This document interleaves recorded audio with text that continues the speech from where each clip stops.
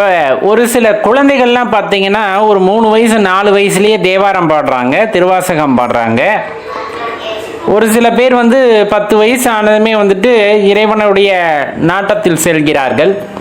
ஒரு சில பேர் 15-20 வயசுக்கு மேலே தான் அந்த ஆன்மீகம்னா என்னன்னே தெரிஞ்சுக்கிற ஒரு வாய்ப்பை பெறுறாங்க. சில பேர் 40 வயசு 50 வயசுக்கு மேலே தான் அந்த தெளிவே கிடைக்குது. ஒரு சிலருக்கு அந்த தெளிவே கிடைப்பதில்லை. இதோட சூக்ஷமம் தான் என்ன? ஏன் சில குழந்தைகள்லாம் பிறவியிலேயே சிவசிவா அப்படின்ட்டு வரும்போதே சிவபக்தியோடு வருகிறார்களே, இந்த வாய்ப்பு நமக்கு ஏன் இல்லாமல் போனது? இப்படியெல்லாம் நிறைய யோசித்திருப்பது உண்டு. அப்புறமா சில ஞானிகள் அவங்களோட வரலாறுகளை எல்லாம் படிக்கும் பொழுது ஒரு தெளிவு கிடைத்தார் போல ஒரு உணர்வு. என்ன எப்படி இருக்கும்? ஏன்னா இப்போ ரமண மகரிஷி ஐயாவை பற்றி நீங்கள் படிச்சிங்கன்னா உங்களுக்கு தெரிஞ்சிருக்கும். அதே போல் சிவவாக்கியரை பற்றி படிச்சிருந்தீங்கன்னா தெரிஞ்சிருக்கும். பிறக்கும் போதே சிவசிவா அப்படின்ட்டு பிறந்தவர். இப்போ இந்த மாதிரி நிறைய இருக்கிறாங்க இல்லைங்களா, சித்தர்கள், ஞானியர்கள். இவங்கெல்லாம் பிறக்கும் போதே ஒரு அதீத ஆற்றலுடன் பிறக்கிறார்களா அப்படின்னா பிறப்பவர்களும் உண்டு. சில பேர் அவர்களுக்குடைய அந்த காலம் வரையிலும் அமைதியாக வாழ்ந்து கொண்டிருப்பார்கள், இயல்பான வாழ்க்கையில் வாழ்ந்து கொண்டிருப்பார்கள். ஏதோ ஒரு காலகட்டத்தில் அவங்களுக்கு மனதில் அந்த ஒரு தெளிவானது உண்டாகிறது.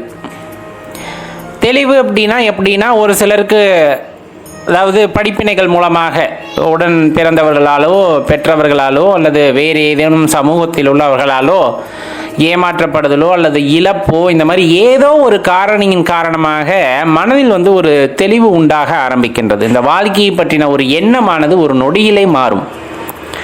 இப்படி தான் போகும், இந்த வாழ்க்கை இப்படி தான் போகும் நம்ம நினச்சிக்கிட்டு இருக்க அந்த வினாடியில் எல்லாமே மாற்றத்துக்கு உட்பட்டதே, இது ஒன்று மட்டும் எப்படி நிலையாக இருந்துடும் அப்படிங்கிற மாதிரி ஒரு கிட்டத்தட்ட சொல்ல போனால் என்ன சொல்கிறது, ஒரு கொண்டை ஊசி வளைவு மாதிரி சடார்னு மாறிடும். அப்போ இதுக்கெல்லாம் காரணம் என்னவாக இருக்கும்? ஏன் சில குழந்தைகள் 6-7 வயசுலேயே ஞானம் அடைந்தவர்கள் போல இருக்கிறார்கள், நல்லா பேசுகிறாங்க. அதே போல் சில பேர் 30-40 வயசுக்கு அப்புறமா அவங்களுக்கு அந்த தெளிவு உண்டாகிறது. அப்படின்னா எல்லாம் நாம் செய்வது தான், எல்லாம் நாம் பயிற்சி செய்வது தான். சித்தம் தெரிந்தவர்களை சித்தர் என்பார்கள். அதாவது நீங்கள் எந்த விஷயம் செய்தாலும் சரி, எது உங்களுடைய ஏக்கமாக இருந்தாலும் சரி, எல்லாமே சித்தத்தில் பதிவாகும் அப்படின்ட்டு சொல்லப்படும். அப்ப இறைவனை பற்றி அறிந்து கொள்ள வேண்டும். இந்த பிரபஞ்ச தோற்றத்தை பற்றி, இந்த பிரபஞ்சத்தின் ஆற்றலை பற்றி இன்னும் நிறைய விஷயங்களை தேடி தேடி தேடி நம்ம போறோம். அப்படிங்கும் போது அது நம்ம மூளையில பதிவாகுது அப்படின்னு சொல்லுவாங்க அறிவியல் பூர்வமா. நம்மளுக்கு சித்தம்னு ஒரு பிரிவு உண்டு. அந்த வகையில சித்தத்துல போய் எல்லாமே சேர ஆரம்பித்திடும். ஆன்மீகம் சம்பந்தமா இல்ல உண்மை பொருளை நீங்கள் கண்டறியும் போது, மறைபொருள்னு சொல்லுவாங்க, யாருனாலையும் தெரிஞ்சுக்க முடியாது, ஆனா நீங்க தேடி கண்டுபிடிக்கிறீங்க அப்படிங்கிற ஒரு அற்புதமான அந்த ஞாபகங்கள் எல்லாம் அந்த சித்தத்திலே போய் பதிவாகும் அப்படிம்பாங்க. நீங்க மூளையில பதிய வச்சா அது இந்த ஜென்மாவோட போயிடும். ஆனா சித்தத்துல பதிவாச்சுன்னா நம்ம எத்தனை ஜென்மா எடுத்தாலும் அது வரும், நம்ம கூடயே வரும் அப்படின்னு சொல்லப்படும். சரி, இப்போ இந்த சித்தத்தில் பதிவாகிறது எப்படி அடுத்த பிறவியில் நமக்கு கை கூடுகிறது அப்படின்னா, நம்ம தான் சொன்னோமே, இந்த சித்தத்தில் இருப்பது அடுத்த பிறவியிலும் கைகூடும் அப்படின்னு ஞானியர்கள் குறிப்பிட்டிருக்கிறார்கள், சித்தர்கள் கூறுகிறார்கள். இப்போ அடுத்த பிறவி நமக்கு இன்னும் அந்த பிறவி சூழல் முடியவில்லை. அப்படிங்கும் போது அடுத்த பிறவி எடுக்கின்றோம். அதில் நம்ம சேர்த்து வைத்த அந்த சித்தத்தில் பதிவான பதிவுகளின் தொடர்ச்சியாக உங்களது வாழ்க்கையானது அமையப்பெறும். ஆனால் அதுக்குன்னு ஒரு காலகட்டம் இறைவன் போட்ட கணக்கில் அதுவும் ஒரு காலகட்டம் வரையிலும் நம்ம பொறுத்திருக்க வேண்டும். நிறைய சித்தத்தில் பதிவுகள் இருக்குது, நல்ல பதிவுகள் நிறைய தேடி இருக்கீங்க. போன ஜென்மால இறைவனை பற்றி தேடி தேடி அடைந்திருக்கிறீர்கள். நிறைய பயிற்சி, நிறைய முயற்சி, இந்த மாதிரி நிறைய விஷயம் பண்ணியிருக்கோன்னா அதுக்கு தகுந்த மாதிரி சின்ன வயசுலேயே அதோட தொடர்ச்சியானது ஆரம்பித்து விடுகிறது. இல்லை அப்படிங்கும்போது அந்த இயல்பான மயக்கங்களில் சிக்கி நிறைய இடத்துல நிறைய அனுபவங்களை பெற்று மீண்டும் அதெல்லாம் போயின்னு எந்த க்ஷணம் நீங்கள் உணர்கிறீர்களோ அப்போ தான் அந்த சித்தமானது அந்த விஷயத்தை நம்ம போன பிறவியில் ஏதோ கொஞ்சம் நஞ்சம் சேர்த்து வச்சுருந்ததோட தொடர்ச்சியை ஆரம்பிக்க அது உதவுகிறது. அப்போ இதுலேருந்து நம்ம என்ன தெரிஞ்சுக்கணும்? இந்த சித்தம் அப்படிங்கிறத பற்றி சொல்லும் பொழுது நம்ம தெளிவாக தெரிந்து கொள்ள வேண்டிய விஷயம், எந்த அளவுக்கு இந்த ஜென்மாவில் உங்களால் முடிகிறதோ இறைவனை பற்றி தேடி தேடி அறிந்து கொள்ளுங்கள். அவரை பற்றின பதிவுகளை சித்தத்தில் ஏற்றிக்கொண்டே இருங்கள். கண்டிப்பாக ஒரு காலகட்டத்தில் அது நம்மளுக்கு பயன்படக்கூடும். இப்போ இல்லைன்னா கூட நம்ம இந்த ஜென்மாவே போதும் அப்படின்னு நினைக்கிறோம். இருந்தாலும் நாம் செய்கின்ற நல்வினை தீவினையின் காரணமாக இன்னொரு பிறவி ஏற்பட்டு விடுகிறது என்றாலும் இறைவனை மறக்காமல் அந்த நான் கற்ற அந்த விடயங்களிலிருந்து இன்னும் மேலும் நான் கற்க வேண்டும் என்று எண்ணினால் நல்ல விஷயங்களா தேடி தேடி படிங்க. இறைவனை பற்றி தேடி தேடி அறிந்து கொள்ளுங்கள். உள்ளார்ந்த உணர்தலை உங்களுக்குள் ஏற்படுத்தி கொள்ளுங்கள். இதன் தொடர்ச்சி அடுத்த பிறவியாக இருக்கும். இருக்கிறவர்களும் சந்தோஷமா இருப்போம். நிறைய பேர் சொல்றது இருக்கிறவர்களும் சந்தோஷமா இருப்போம். நிறைய இறைவன் பணத்தை கொடுத்துருக்கார், பொருளை கொடுத்துருக்கார், பெயரை கொடுத்துருக்கார். நல்ல ஆண்டு அனுபவிச்சுட்டு போவோம்.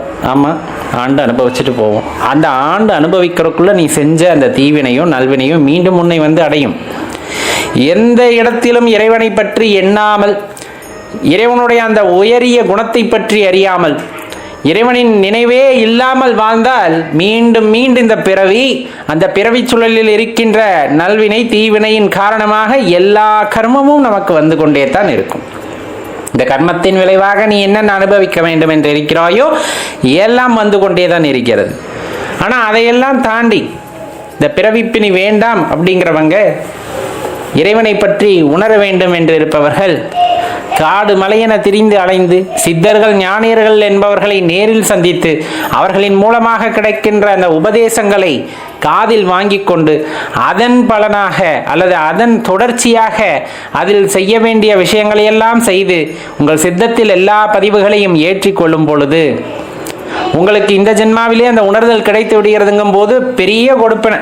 அதுவுமே இறைவன் கொடுக்கறது தான். அதுவும் இறைவன் கொடுக்கிற ஒரு கொடுப்பினை தான். அப்படி கிடைச்சிருச்சுன்னா இன்னும் பெரும் பேரு போதுமடா சாமி பிறவி அப்படின்ட்டு இறைவனோட பாதமலரை சரணடைந்து விடலாம். இல்லை, இன்னும் அதுக்கான பக்குவம் பத்துல, இந்த கூடு அதுக்கு ஒத்துழைக்க மறுக்குது அப்படிங்கும் போது இந்த கூட்டை விட்டு இன்னொரு கூட்டிற்கு நாம் செல்கின்றோம். அது ஒரு பருவத்தை அடையும் வரையிலும், அது ஒரு பக்குவத்தை அடையும் வரையிலும் வந்துட்டு பொறுத்திருந்து மீண்டும் அந்த தேடுதலை வந்து ஆரம்பிப்போம். அதனால இதுவரையிலும் இறைவனை பற்றி அறிந்து கொள்ள முயற்சி செய்யாதவர்கள் கூட சிறிது சிறிதாக இறைவனின் எண்ணத்தை வளர்த்து கொள்ள வேண்டும். இந்த படைப்பின் ரகசியத்தை உணர்ந்து கொள்வதற்காக முயற்சி செய்ய வேண்டும். அந்த முயற்சி செய்வதன் காரணமாக நமக்கான பலன் வந்து நம்ம கை மேல கிடைக்கும். எப்பவுமே ஒன்று தெளிவாக தெரிஞ்சுக்க வேண்டியது, நாம் ஒன்று செஞ்சோம்னா அது திருப்பி நமக்கு வரும். அதுதான் நல்வினையோ தீவினையோ எது செஞ்சாலும் அது திருப்பி வரும். திருப்பி வரணும்னா அதை நீ அனுபவிச்சு தான் ஆகணும். நல்லதையே நிறைய செஞ்சாலும் திருப்பி அதை அனுபவிக்கிறதுக்கு ஒரு பிறவி எடுக்கணும். அப்போ நல்லது செய்யும் போதே இறைவனுடைய அந்த விஷயங்களை தேடி தேடி அறிந்து கொள்ளும் பொழுது இறைவன் அதற்கான வாய்ப்பையும் நல்லபடியாகவே அமைத்து தருவார். உணர்வதற்கான வாய்ப்பை ஏற்படுத்தி தருகின்றார். தீவினைகள் செய்யும் போது அதற்கான பலனையும் நாம் அனுபவித்து தான் ஆக வேண்டும். அதனால தான் சொல்றது, எப்பவுமே சிவ சிந்தனையில் இருங்கள், சிவனை பற்றி யோசித்துக் கொண்டிருங்கள், இந்த பிரபஞ்ச தோற்றத்தை பற்றி எண்ணிக்கொண்டிருங்கள், இந்த அற்புத படைப்பை பற்றி எண்ணிக்கொண்டிருங்கள். இப்போ இந்த மாதிரி படைப்புகள் எல்லாம் படைத்த அந்த படைப்பாளி எப்படிப்பட்டவர் என்பதை உணர்ந்து கொள்வதற்கு நாம் முயற்சி செய்கின்றோம் எனில் கண்டிப்பாக அதனை தொடர்ச்சியாக உங்களுக்கு பல விஷயங்கள் தெரிய வரும். அது இப்பொழுது மட்டுமல்லாமல் எப்பொழுதுமே நம்முடனே இருந்து நமக்கு வழிகாட்டும் அப்படிங்கிறத மறந்துடாதீங்க நண்பர்களே. ஓம் நம சிவாய.